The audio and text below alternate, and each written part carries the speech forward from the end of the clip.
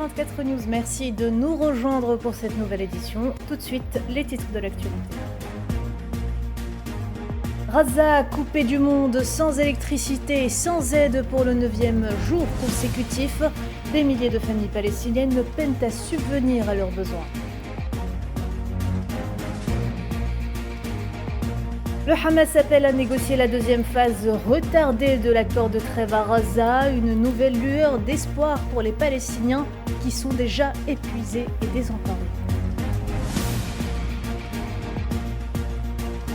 Intensification des raids d'agression sioniste au sud Liban. Un soldat libanais tombe en martyr et 2 civils blessés dans des attaques à Kafar Kila.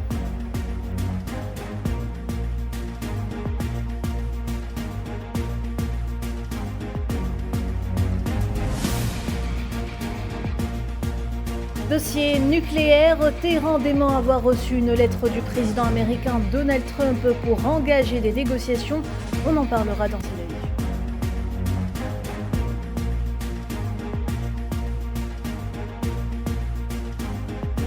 Et enfin, Sahara occidental, l'envoyé spécial de l'ONU dans les territoires occupés, Staffan de Mistura, engage des consultations préliminaires en prévision de la session à huis clos du Conseil de sécurité sur la MINURSO.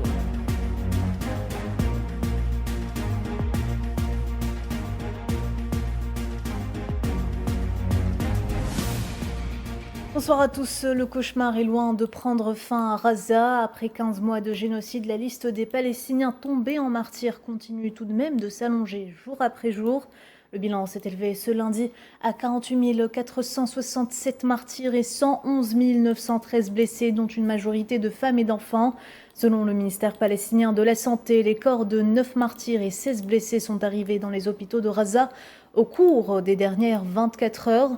Plusieurs morts et blessés ont été d'ailleurs signalés ce lundi à l'est d'El Boreij.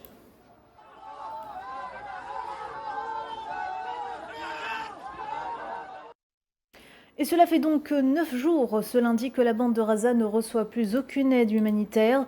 La faim et la soif commencent sérieusement à se faire ressentir dans la bande. En plein milieu du mois sacré, des milliers de familles palestiniennes peinent à subvenir à leurs besoins. Souhila Kelal. Dans les allées du camp de déplacés de Khan Younes, entre les tentes de fortune qui servent d'abri à de nombreuses familles, une odeur de pain cuit embaume l'endroit. Rada Al-Raqab, une mère de famille de 6 enfants, s'affaire à cueillir du pain et des plats pour sa famille et ses voisins. Cette Palestinienne de 40 ans est l'une des rares à avoir un four en argile, un four de fortune qu'elle loue pour un prix symbolique. Quelle vie? Nous vivons pas d'électricité, pas d'eau, pas de vie. Nous n'avons pas de vie décente. Nos enfants sont partis, notre jeunesse est partie, nos sœurs sont parties et mon frère est parti. Il n'y a pas de vie, il n'y a pas de toilette, pas de nourriture, pas d'eau. Depuis la fin de la première phase du cessez-le-feu à Gaza, le 1er mars dernier, l'entité sioniste impose un blocus total sur toutes les marchandises entrant dans l'enclave, ce qui complique davantage la vie des Gazaouis qui ont du mal à se nourrir et encore moins à trouver du gaz ou du fioul pour cuisiner en cette période de Ramadan. Les postes frontières sont fermés et nous n'avons pas de gaz. Donc tout le monde doit cuire dans un four en argile. Pourquoi n'ouvre-t-il pas les postes frontières? Rada a également des problèmes de santé qu'elle ne peut soigner faute d'hôpitaux et d'argent. Les 15 mois de génocide ayant réduit à néant l'enclave et son système hospitalier. J'ai une allergie à la poitrine, je me sens fatiguée, je sens de la poussière dans ma poitrine et j'ai des allergies. Comment puis-je obtenir l'argent pour me soigner? Personne ne nous aide. En attendant l'application de la deuxième phase de l'accord du cessez-le-feu à Gaza et une éventuelle fin définitive du génocide, les Gazaouis continuent de subir les conséquences du génocide sioniste et du plan machiavélique de Netanyahou. Gaza, une nouvelle fois sous blocus sioniste, l'ONU lance une alerte à un nouveau génocide. La rapporteuse spéciale des Nations Unies sur les droits de l'homme dans les territoires palestiniens occupés, Francesca Albanese, a déclaré que la coupure par l'entité sioniste de l'approvisionnement en électricité à Gaza signifie entre autres l'absence de stations de dessalement fonctionnelles et donc l'absence d'eau potable, ajoutant, je cite, dans un post sur les réseaux sociaux, que ne pas imposer de sanctions et d'embargo contre Israël signifie entre autres l'aider à l'assister à commettre l'un des génocides les plus évitables de l'histoire. Certains pays ont fermement condamné les récentes décisions de l'entité sioniste. Le ministre irlandais des Affaires étrangères Simon Harris a mis en garde contre la poursuite du blocage de l'aide humanitaire et la décision de couper l'électricité dans la bande de Gaza, soulignant dans un post sur X que la poursuite par l'occupation sioniste de la politique de punition collective ne fera qu'aggraver le désastre humanitaire à Gaza. Et de son côté, la diplomatie britannique a dénoncé la violation du droit international par l'entité sioniste qui, en plus d'avoir suspendu l'entrée des aides, a également coupé l'électricité dans la bande. Dans ce contexte, Londres a appelé l'occupation sioniste à lever toutes les restrictions, déclarant, je cite, que l'aide humanitaire ne devrait jamais être subordonnée à un cessez-le-feu ou être utilisée comme un outil politique.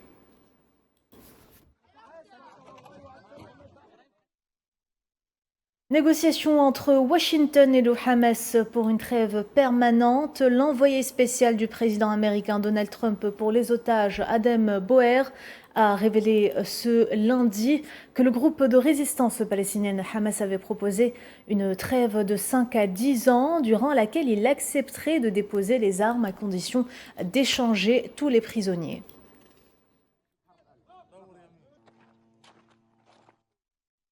Et à ce propos, le Hamas a appelé dimanche à négocier la deuxième phase retardée de l'accord de trêve à Gaza, évoquant des signaux positifs dans les discussions avec les médiateurs égyptiens et qataris. Une nouvelle lueur d'espoir pour les Palestiniens de Khan Younes qui attendent depuis trop longtemps la fin de ce génocide. Amalam Zitouni. Au milieu des décombres, une lueur d'espoir se dessine sur les visages des Palestiniens à Khan Younes.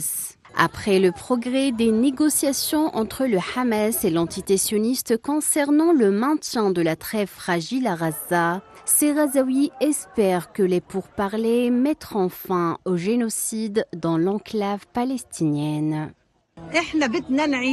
Nous voulons vivre, nous sommes un peuple qui cherche à vivre, nous soutenons les négociations. Nous voulons la paix, les négociations doivent aboutir malgré tous les obstacles, elles doivent aboutir. Les négociations sont nécessaires, absolument essentielles. Nous sommes aux côtés de Washington, aux côtés du monde entier. Nous sommes ouverts à la paix avec tous.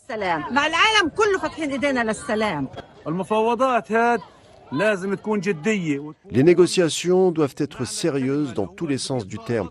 Si quelqu'un veut négocier, il doit vraiment tendre la main pour la paix.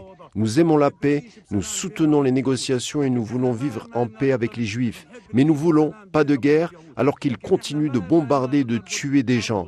Ce n'est pas une solution. Une semaine après la suspension de l'entrée de l'aide humanitaire dans la bande de Gaza, l'entité sioniste a cessé de fournir de l'électricité à l'enclave palestinienne. Les Palestiniens de Gaza vivent une situation dramatique. Leur seul souhait est de faire la paix avec l'entité sioniste. Les forces d'occupation sionistes poursuivaient ce lundi leur escalade en Cisjordanie occupée, prenant d'assaut les villes de Naplouse et de Qalqiya ce matin à l'aube, quelques heures après avoir envoyé des chars dans des zones au sud-ouest de Jenin. Selon l'agence de presse palestinienne Wafa, les forces d'occupation sionistes ont arrêté un Palestinien de Bab el-Amoud à Al-Quds occupé, ainsi que 2 autres jeunes de Jenin après les avoir maltraités. Elles ont également tiré des gaz lacrymogènes et des balles réelles sur des Palestiniens au nord d'El Khalil, provoquant des cas d'asphyxie.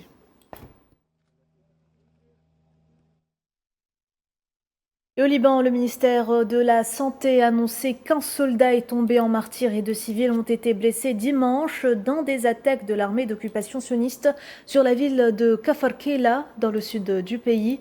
Ces nouvelles attaques sont survenues alors qu'un cessez-le-feu est censé être entré en vigueur le 27 novembre 2024. Dossier nucléaire après la déclaration de Donald Trump vendredi annonçant l'envoi la semaine dernière d'une lettre aux dirigeants iraniens suggérant des pourparlers avec la République islamique. Le porte-parole du ministère des Affaires étrangères, Ismail Baqai, a réagi ce lundi, déclarant que l'Iran n'avait pas reçu la lettre du président américain.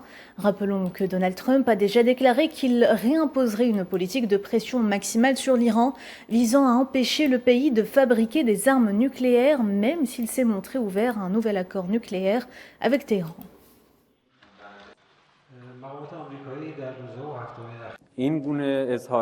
L'utilisation de cette dualité entre guerre et négociation elle-même indique un manque de sérieux à l'égard du dialogue et de la négociation. La République islamique d'Iran n'a jamais dévié de la négociation dans ce sens. Mais comme cela a été fermement déclaré, la négociation sous pression et sous menace n'a aucun sens et la négociation ne peut pas être entamée dans ce sens. L'actualité en Afrique à présent, le ministre d'État, ministre algérien des Affaires étrangères, Ahmed Attaf, a reçu ce lundi au siège du ministère la vice-présidente de la Commission de l'Union africaine, Monique Nsanza Baganoua, qui lui a rendu une visite d'adieu à quelques jours de la fin de son mandat. Au cours de cet entretien, le ministre d'État a félicité la vice-présidente de la Commission de l'UA pour l'achèvement de son mandat à la Commission africaine, saluant notamment les efforts qu'elle a déployés au service de l'agenda continental et lui souhaitant plein succès dans ses projets futurs. La rencontre a également été l'occasion d'échanger des vues et des analyses sur les évolutions au niveau continental, notamment les perspectives de renforcement de l'action africaine commune pour relever les différents défis qui se présentent dans les domaines sécuritaires, politiques et du développement.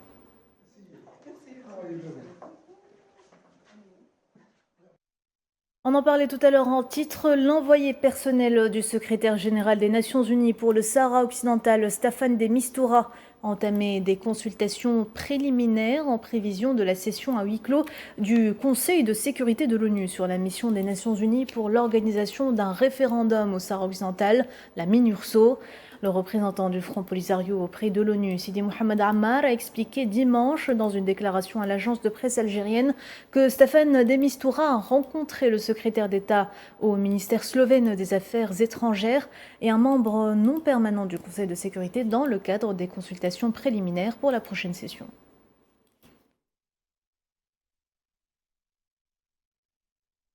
Maltraitance dans les prisons marocaines. L'Association pour la protection des prisonniers sahraouis a reçu des informations indiquant que l'administration de la prison centrale de Kenitra continue d'ignorer l'état de santé du prisonnier civil sahraoui Mohamed Al-Bashir Alali Boutanguiza, qui souffre de problèmes de santé et de douleurs articulaires après ne pas lui avoir délibérément fourni de sédatifs pendant près de 3 semaines, en plus de l'absence de suivi médical.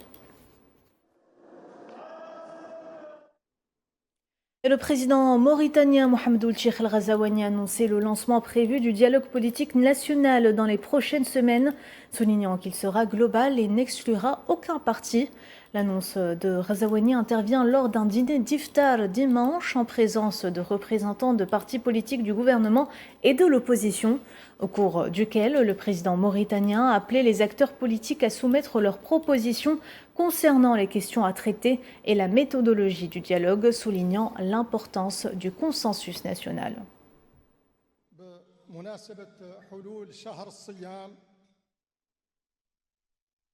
Présidentielle au Gabon, le ministre gabonais de l'Intérieur et de la Sécurité, Herman Imango, a annoncé dimanche que 4 candidats, dont le président de la transition Brice Oligui Nguema, ont été retenus après l'examen de 23 dossiers de candidature à l'élection du 12 avril prochain. 19 autres postulants ont été recalés. Néanmoins, toute personne dont la candidature a été rejetée peut contester la décision devant la Cour constitutionnelle gabonaise dans un délai de 72 heures à compter de la publication de la liste des candidats retenus.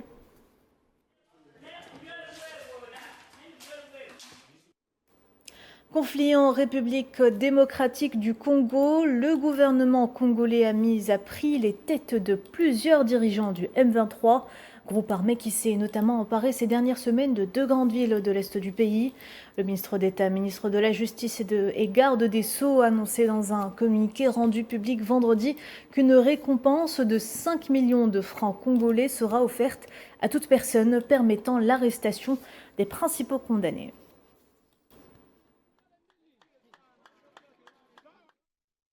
Et puis intempérie, le cyclone Jude a touché ce lundi le nord du Mozambique avec des rafales atteignant 195 km/h.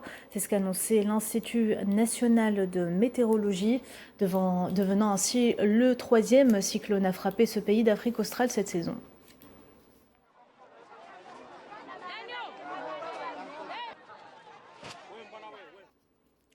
Conflit en Ukraine, le ministère russe de la Défense a annoncé dimanche que ses troupes avaient repris le contrôle de plusieurs localités dans la région de Koursk, de Soumy et de Donetsk.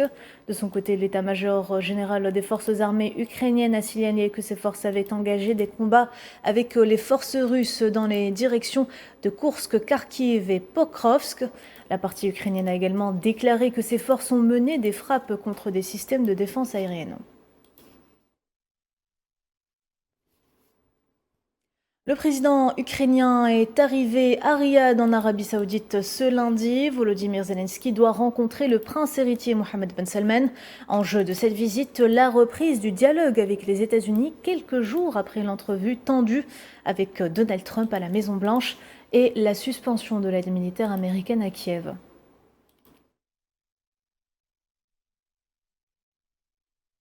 Et en marge de ces pourparlers de Riyad, le porte-parole du Kremlin, Dmitri Peskov, a déclaré ce lundi qu'il était important de déterminer si l'Ukraine voulait, oui ou non, réellement la paix.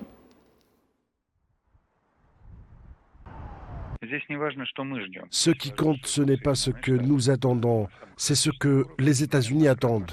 Nous avons déjà entendu des déclarations à différents niveaux selon lesquelles les États-Unis attendent que les Ukrainiens démontrent qu'ils sont prêts à faire la paix. En fait, c'est probablement ce que tout le monde attend, que les membres du régime de Kiev souhaitent vraiment la paix ou non. Bien sûr, c'est très important et il faut le déterminer. Le ministère russe des Affaires étrangères a annoncé ce lundi avoir convoqué un représentant de l'ambassade britannique à Moscou après que 2 employés de la mission aient reçu l'ordre de quitter la Russie pour des activités de renseignement présumées.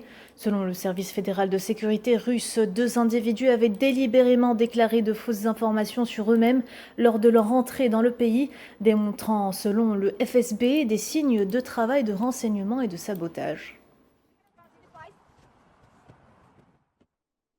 Et de son côté, le ministère britannique des Affaires étrangères a dénoncé des accusations, je cite, malveillantes et infondées après la décision de la Russie d'expulser pour espionnage le 2e secrétaire de l'ambassade du Royaume-Uni à Moscou, ajoutant que ce n'est pas la première fois que ce genre d'accusations sont portées par la partie russe.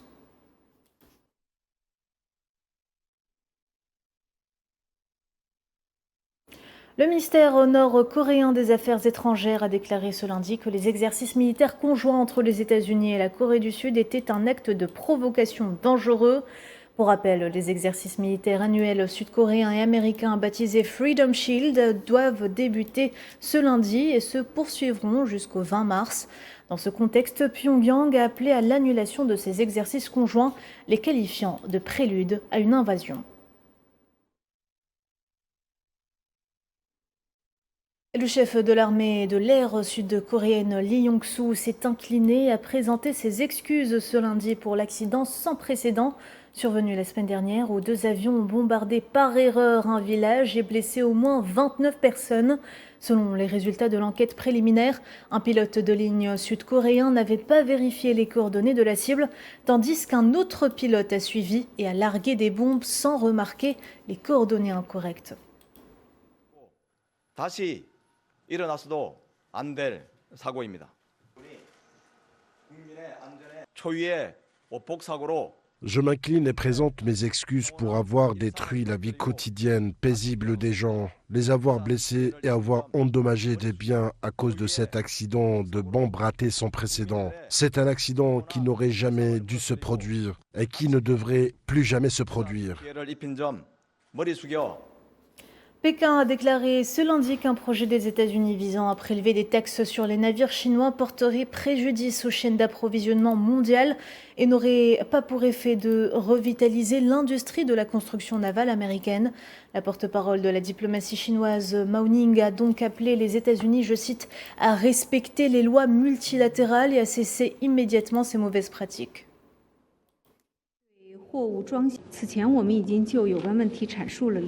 Nous avons déjà exposé notre position sur la question des taxes portuaires en ce qui concerne l'imposition de droits de douane sur les équipements de manutention. De telles mesures nuiront au coût du transport maritime mondial et les augmenteront. Elles perturberont la stabilité de la chaîne de production et d'approvisionnement mondiale. Elles augmenteront également la pression inflationniste intérieure aux États-Unis, nuisant aux intérêts des consommateurs et des entreprises américaines. Et cela ne peut finalement pas revitaliser l'industrie navale américaine. Nous exhortons les États-Unis à respecter les faits et les règles multilatérales et à cesser immédiatement leurs mauvaises pratiques. La Chine prendra les mesures nécessaires pour sauvegarder les droits et intérêts légitimes.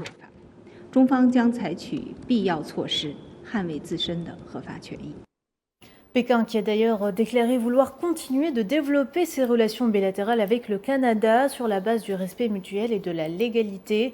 C'est ce qu'a déclaré la porte-parole de la diplomatie chinoise après que Mark Carney a remporté la course à la tête du parti au pouvoir au Canada et deviendra le nouveau Premier ministre.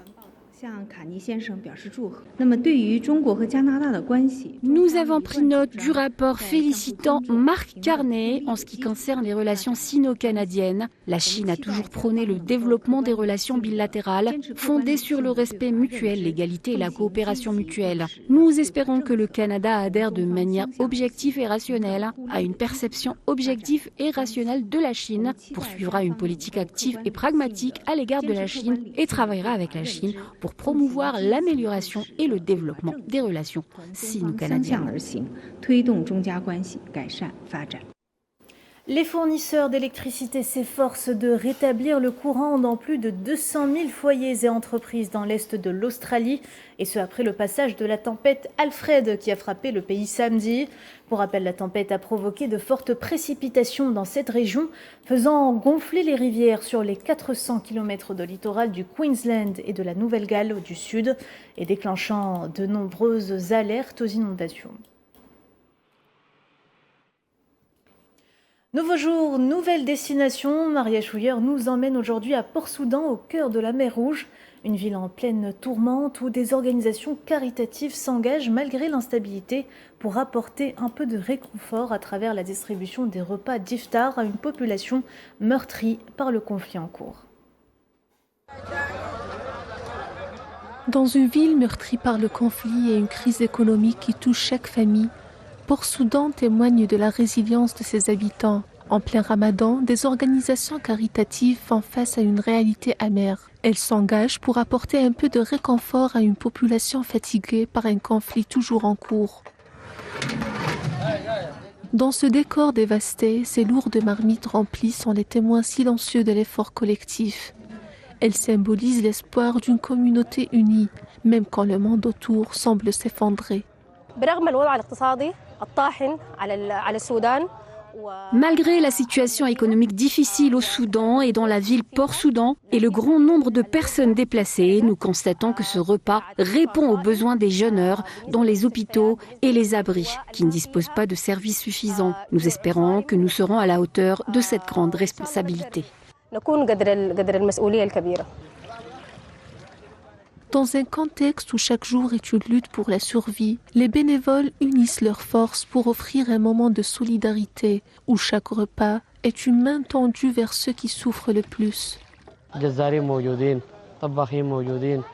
Les bouchers sont disponibles, les cuisiniers sont disponibles, les chauffeurs sont disponibles, ceux qui distribuent les repas sont disponibles. Tout le monde fait de son mieux, même notre propre travail, nous le mettons en pause lorsqu'il y a un projet caritatif et nous demandons des vacances mensuelles jusqu'à la fin du Ramadan, puis nous retournons travailler. Malgré le conflit toujours en cours depuis avril 2023, malgré les pénuries et l'instabilité, les repas distribués pendant ce mois sacré viennent témoigner d'un acte de solidarité et d'un message d'espoir pour ceux qui vivent dans l'incertitude. Nous avons 40 points de distribution, notamment dans les hôpitaux de l'État de la Mer Rouge, auprès des patients et de leurs accompagnants. Nous avons également des commissariats de police, des postes de contrôle, des prisons et des logements pour étudiantes dans le quartier de Mayo. À Port-Soudan, dans l'ombre du conflit, la générosité et l'engagement des organisations caritatives apportent un peu de chaleur humaine aux plus démunis. Ces petits gestes de solidarité rappellent que l'espoir, même fragile, peut redonner une raison de croire à un demain meilleur. L'espoir fait vivre. Voilà, madame, monsieur, c'est la fin de cette édition. Merci de l'avoir suivi. L'actualité continue sur Al24 News. Au revoir.